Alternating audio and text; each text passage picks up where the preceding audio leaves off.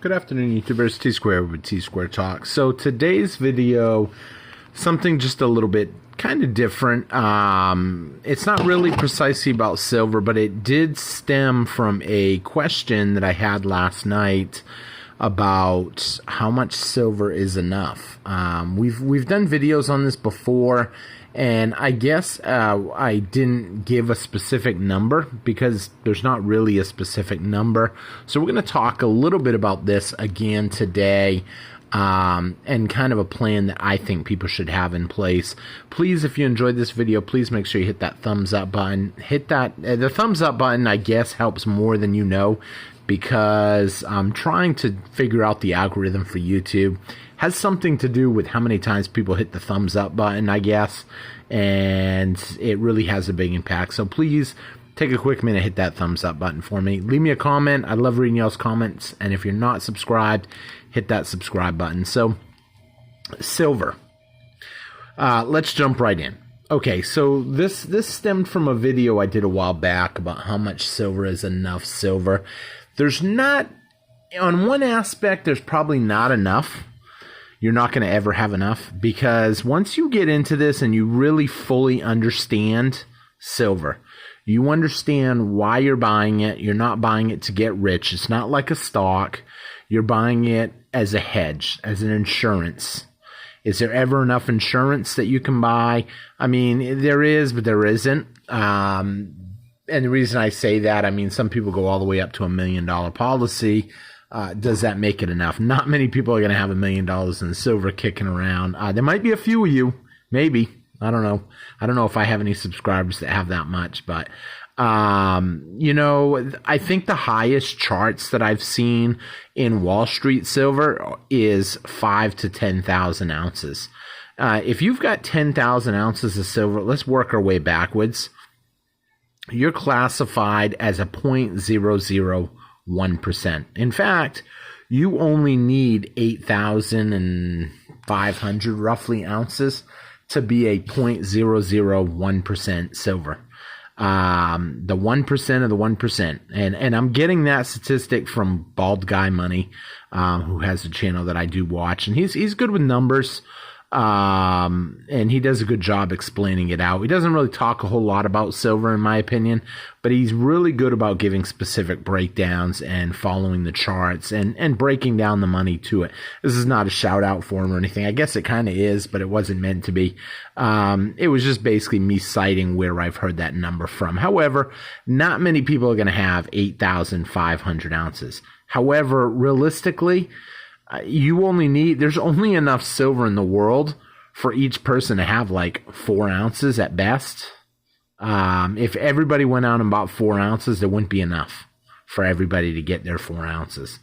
And clearly I've got more than 4 ounces. You probably watching this video have more than 4 ounces, but where is the enough is enough? You know, so silver, in my opinion, is not just a barter item, but it's when I buy silver for a hedge against inflation first and foremost, because that's most likely what is going to happen is governments will continue to print money, and as they continue to print money, they'll water down the dollar or the peso or the yuan or the whatever currency you use. They'll continue to water it down, and as they do that, silver has the best potential. But I also believe on the flip side, a day will come where the currencies of the world could collapse. Now, this is a far-fetched thing to some people. They can't see this ever happening, and I understand where they're coming from. We'll take the US dollar. It's been on top of the world forever. There's a lot of them out there, and we can't picture anybody else beating out the US dollar. But a time could come that essentially there's a new currency. And when that new currency comes up, then kind of like the BRICS currency, Brazil, Russia, India, China, South Africa, once that launches, it could really do a number on the dollar. But let's just say way down the road. Let's just pretend that don't happen on August 22nd, because nobody really knows, and I'm not going to sit here and scare you. But let's say we all know eventually the dollar is going to collapse. Eventually. When it does, if there's not something prepared that people trust and are willing to accept, then essentially there's got to be something that people can barter. People recognize silver, they recognize gold, and that's where little stuff like this, I believe, come in. This is the junk silver that's been taken off. These are just silver quarters, pre-64 and earlier. Dimes, quarters, half dollars. People accept those as fractional silver. They like them. They're easy to trade. They're easy to barter. Larger stuff, 1 ounce coins, more for down the road or for bigger trades when you need something bigger. I don't know, a bunch of steaks from a cow that someone just ground up, or some hamburger meat or something like that. Bigger and bigger stuff, when you get into it, kind of like this most likely would be traded after everything collapses and a new monetary system comes back into play. This is something that will carry wealth to the next, essentially the next currency. But in order to make it through the challenges that will come when the dollar collapses, I'm not convinced you can rely solely on gold and silver. And the reason I say that solely on is because there's a lot of people out there that will tell you, you can't eat it. And you're right, you can't. But you know why? Most people accept it as trade. To this day, I could go to some of the restaurants that I know the owners of and I know they collect, and I could trade them. I actually know a guy that runs a food sales company that his family owns, and he's starting to get his feet wet with silver. And they sell cases and cases of different food items that he probably gets a good deal on and can trade if I need something. But let's say the dollar starts to collapse. And the reason I say you can't rely solely on gold and silver, because there's going to be a lot of people out there. Well, on day one of the collapse, when it first comes on the news, a lot of people ain't even going to know what that means. And stores will still be open. They'll still be accepting the dollar. The supplies are still there. Not every store is going to understand, and the stores that do may not be in the right position to change their prices instantly. So I have a plan on day one of a collapse or some sort of a major power outage or a major crisis event. You'll know it.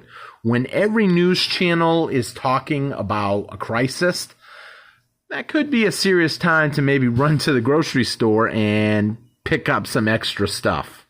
If it's a power outage, big stores will probably close down, kick everybody out.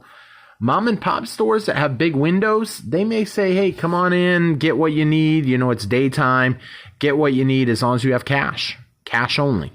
That's where the paper currency is going to come into play. But if the grid stays down or things continue to decline, these stores, when they restock their stuff, they're going to see the new prices are astronomical. And as soon as they see that they're astronomical, they're going to raise their prices.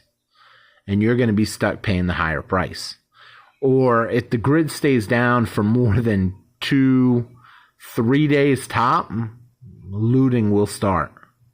That's where security comes into play.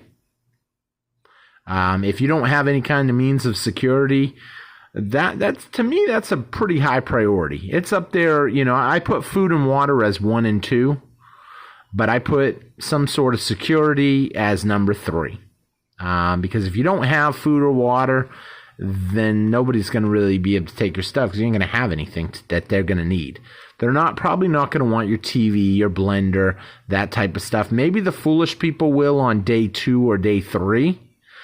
But then when they really realize it's not a necessity and maybe the grid ain't going to come back on or whatever the case may be, it's food and water. Food, water, shelter. Those are really what you need. Security comes in because people that need it more than you do or are willing to do what they have to do to get it are going to want to take it. And as that comes down, you know, you're not really going to be able to necessarily do too much with the silver yet. Early on, I'm going to want to use my cash that I have on hand, my state quarters. I'm just giving you examples of stuff that I have that I think will be useful. State quarters on day one, I'm just going to spend them. Why? I've got a roll of every state quarter. That's $500 basically. It's spendable. I don't want to spend it because if the system keeps going, essentially it's collectible, especially the earlier ones. People like them. As you go on, as time goes on, looting starts, society starts breaking down. People think the police will be there. They're not going to be there to help you. They're going to be at home protecting their family, if they're not in the looting crowd with them. As time goes on, maybe a month or two, who knows how long stuff could stay down for, then society will come back up. And when society comes back up, I believe you'll see essentially markets, farm markets, that type of stuff. Stuff start reopening. There won't be a lot of supplies, though. Keep that in mind, because stuff will have all been closed down for so long. I mean, look at what happened during the whole pandemic. I mean, everything was closed. And that's why when we didn't have a lot of supplies at that point, because nobody was producing them. And that could happen again. I tell people how much silver is enough. Well, the first thing you need to have is food and water. Once you've got a adequate supply, everybody should have at least a month of food and water. If you're thinking I can't come up with a month in food and water, you would be surprised. A bag of beans, 50-pound bag of beans, 50-pound bag of rice is $40, $45. I think it's $20 for the rice, $25 for the beans. That's at Sam's Club. If you're not a member, you can get a buddy to hook you up, bring you in. Get a couple bag, get a bag of each. We've done a lot of videos on how to preserve that stuff, and it's super easy. As for canned goods and more expensive for items, Spam, canned meats, that type of stuff, it comes down to you do your grocery shopping, it goes on sale, buy a couple extra cans. No one can build a stack of gold and silver, precious metals overnight. No one can build a 3-month pantry overnight unless you're just loaded. It takes time, it takes money, but with proper planning, it's easy to do. A 50-pound bag of rice and a 50-pound bag of beans will go a long way. And there'll be opportunities to trade stuff with your neighbors locally. Know your neighbors. Know who knows what. I mean, I know I have a sniper, military sniper, that's retired military. He was a Marine. He lives on my street. I know I have a couple other gun enthusiasts on my street. I know how to garden. You'll be able to teach other people some of these things, and you're going to have to work quick when that happens. It's a whole lot easier if you have chickens now, or you have a garden set up now, or you have water collection set up now, than it is. When it comes to water collection, start out with just one of those 5-gallon jugs at Walmart. I pick up them used jugs whenever I see them at flea markets and stuff. Take them to Walmart, trade them in. I pick a brand new nice one. I don't want one beat up, scratched up, any of that. I look for the nicest ones. I trade them out, and I take it home. I put it up. Jugs, 1-gallon jugs. I recommend people rotate everything. However, 1-gallon jugs are easier to rotate. But silver, it's not going to be your answer for everything, unless we just keep going down the path that we're on right now of overprinting money, but yet people still believe in the dollar. They just believe that, well, stuff's getting more expensive. It has nothing to do with printing of money. That's what a lot of people believe. They don't understand the whole concept of silver. Once you understand the concept of silver, and I'm probably going to do a video on that tomorrow, talk about it again. Once you understand the concept of silver, silver is money. Fiat, paper, the bills that you get from the bank, that's not really money. That's paper. That's like you going to a casino and getting poker chips. I would put a poker chip pretty much up there with a dollar bill. Yes, more people accept the dollar bill than the poker chips. Only the Harris Casino are going to accept Harris poker chips. Although, I don't know. I've heard some people actually say you can turn in other, if you're in like Las Vegas, you can turn in other casinos' poker chips. I can't verify that. I never did it, never looked into it. But if that's true, that you can turn in other people's poker chips, it makes sense they would allow it, because they'll turn them all into the other casino and they'll give the person the money, and chances are they're going to spend the money right there in their casino, which is ultimately what they want. They know you bring money into a casino, you're probably going to lose it. So that's kind of what the dollar, in my opinion, is based off of. You're taking the dollars, they're debt notes, they're like checks. And sometimes they make their way back and sometimes they don't. And they just circulate. But at the end of the day, it's not money. It's just paper. Money is silver and gold. Therefore, I want my savings and wealth in silver and gold. And I want my casino chips in the casino. And I want my dollar bills when I go out to eat or to the movies or that type of stuff. Silver right now it's funny. It's only $25.20 when I looked at it last night.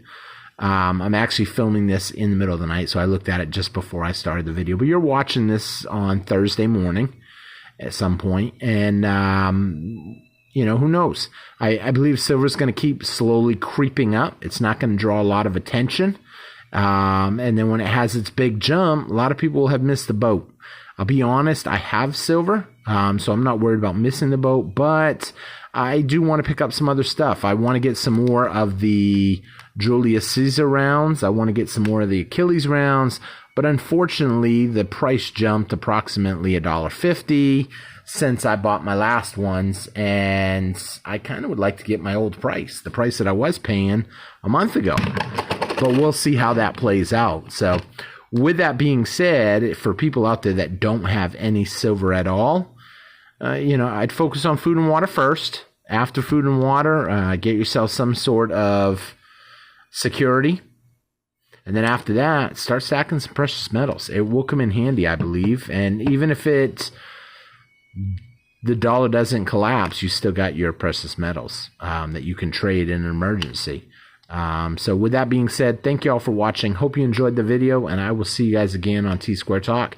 Please make sure you leave a comment. If you haven't hit the thumbs up and you're still watching this, please do me a solid and hit that thumbs up button for me. And leave me a comment. Let me know what you guys think of all this. I will talk to you guys later. Have a great night. Thank you, everybody. Bye-bye.